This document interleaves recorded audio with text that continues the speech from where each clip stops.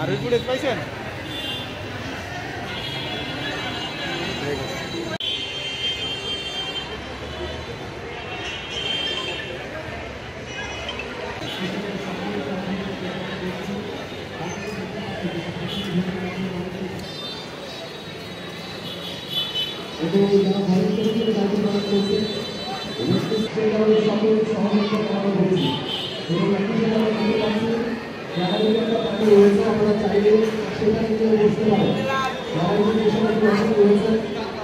বিনীত অনুরোধ করছি আপনারা সেখান থেকে সরে যাবেন।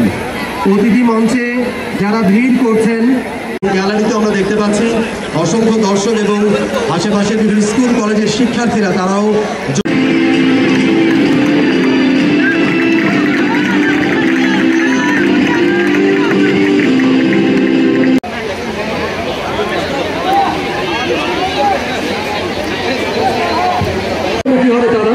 তার আগে উদ্বোধনী আয়োজন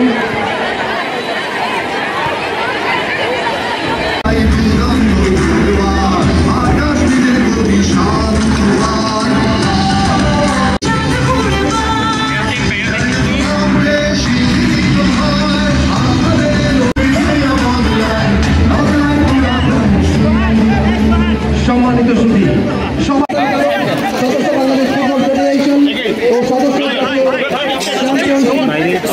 অনুরোধ করছি আজকের অনুষ্ঠানের প্রধান অতিথি সহ আমাদের সকল অতিথিবৃন্দকে চমৎকার একটা ফেস্টুন এবং অনেকগুলো একটা মুহূর্ত গণিত যায়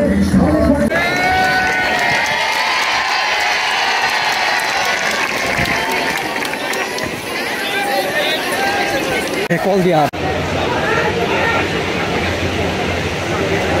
থ্যাংক ইউ ঠিক আছে।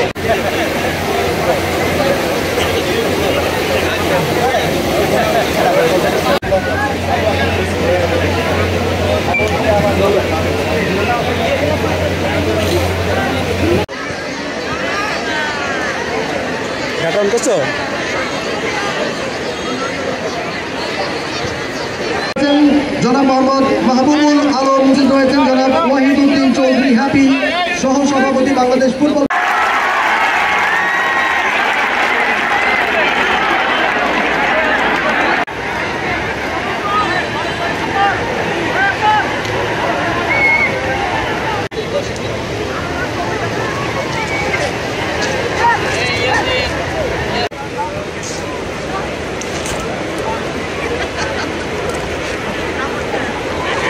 তো সেই জায়গা থেকে আমরা চেষ্টা করছি এবং ইতিমধ্যেই আমাদের ইউএই আমাদেরকে সফট কমিটমেন্ট দিয়েছে যে 8টা বিভাগে 8টা স্পোর্টস কমপ্লেক্স, স্পোর্টস হাব আমরা করব। ইতিমধ্যে আমরা ডিজাইন নিয়ে কাজ করছি, আশা করি এটা অদূর ভবিষ্যতেই বাস্তবায়ন সম্ভব হবে।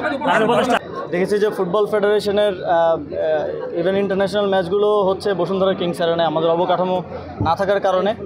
তো আমরা ঢাকা স্টেডিয়াম খুব দ্রুত সময়ের মধ্যে আমরা কাজ শেষ করেছি এবং চট্টগ্রামে একটা স্টেডিয়াম, নীলফামারীতে একটা স্টেডিয়াম এবং এর বাইরেও আরও কোন কোন স্টেডিয়াম ডেডিকেটেডলি বাফুফেকে দেওয়া যায় যাতে করে ইনফ্রাস্ট্রাকচারের জন্য ফুটবল কোনোভাবেই দমে না যায়, আটকে না থাকে, সেটা আমরা নিশ্চিত করার চেষ্টা করছি। আমাদের সীমিত রিসোর্সের মধ্যে আমরা এটার সর্বোচ্চ ইউটিলাইজেশন কীভাবে করা যায় সেদিকে মনোযোগ দিচ্ছি। তবে এই যে নিয়মিত টুর্নামেন্টগুলো হওয়ার মাধ্যমে এই টুর্নামেন্টটা প্রত্যেকটি জেলায় হোম অ্যান্ড অ্যাওয়ে ভিত্তিতে ম্যাচ হবে, তাহলে এই যে প্রত্যেকটি জেলায় ম্যাচ হওয়ার কারণে আপনি দেখবেন যে এই মাঠটারও কিছু পরিচর্যা হয়েছে। এই যে নিয়মিত খেলা না হলে মাঠগুলো এক ধরনের পরিত্যক্ত জায়গায় পরিণত হয়।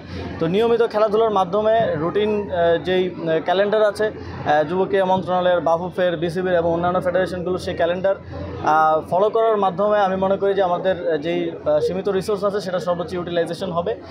এবং আমরা চেষ্টা করছি যে আমাদের সারা দেশে যত স্টেডিয়াম আছে নতুন বড় মেগা প্রজেক্ট নেওয়ার থেকে আমরা চেষ্টা করছি সেগুলোর দিকে মনোযোগ দেয় এবং সেগুলোকে খেলার উপযোগী করে গড়ে তোলা। মনে করি একটা ভঙ্গুর ক্রীড়া অঙ্গন থেকে আমরা একটা স্ট্রাকচারে আসতে পেরেছি এবং আমরা যে বিকেন্দ্রীকরণের কথা বলছি সেটাও বাস্তবায়নের পথে। মিনি বিসিবি কিছুদিনের মধ্যেই আপনারা দেখবেন অর্গানোগ্রামগুলো হয়ে গেলে স্থাপিত হয়ে যাবে এবং বাফুফে রিজিওনাল ফুটবল নিয়ে কাজ করছে। ইতিমধ্যে আমাদের ফুটবলের একটা রিব্র্যান্ডিং হয়েছে, যেটা আমরা 90-এর দশকে আমরা দেখেছি। ফুটবলের যে ক্রেজটা ছিল সেটা ফিরিয়ে আনা গেছে, ফুটবলের প্রতি মানুষের নজর এসেছে এবং মানুষের মনোযোগটা আমরা আনতে পেরেছি এবং বাফুফে সেটা নিয়ে কাজ করেছে। বাফুফে এই কৃতজ্ঞতাটা প্রাপ্ত এবং এইটা আসলে দীর্ঘমেয়াদী প্রক্রিয়া। এটা এক বছরে করে ফেলার মতো কোনো মানে টাস্ক না।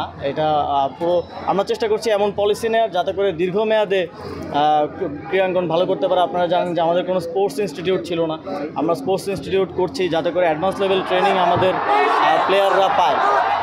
তো এর মাধ্যমে আমরা মনে করি যে অদূর ভবিষ্যতে আমরা আমাদের ক্রীড়াঙ্গনকে আরও উন্নত করতে পারবো এবং সঠিক পলিসি নিয়ে যদি পরবর্তী যে কোনো সরকার যদি কাজ করে ক্রীড়াঙ্গনকে, ক্রীড়াকেই সর্বোচ্চ গুরুত্ব দিয়ে কাজ করে, তাহলে আমি মনে করি যে বাংলাদেশের বিভিন্ন স্পোর্টসে জাতীয় এবং আন্তর্জাতিক পর্যায়ে আরও অর্জন করার সম্ভাবনা রয়েছে। কিন্তু আমরা অন্তর্বর্তীকালীন সরকারের ক্ষেত্রে আমি বলবো যে আমরা ছোটোখাটো ঝামেলা থাকলেও আমরা সকল পক্ষ থেকেই যথেষ্ট সহযোগিতা পেয়েছি এবং যে কারণে আমরা খুব স্বল্প সময়ের মধ্যেই অনেকগুলো কাজ বাস্তবায়ন করতে সক্ষম হয়েছি এবং এই সহযোগিতা যদি অব্যাহত থাকে তাহলে সামনের দিনেও আরও ভালো ভালো কাজ আপনারা দেখতে পাবেন। ধন্যবাদ।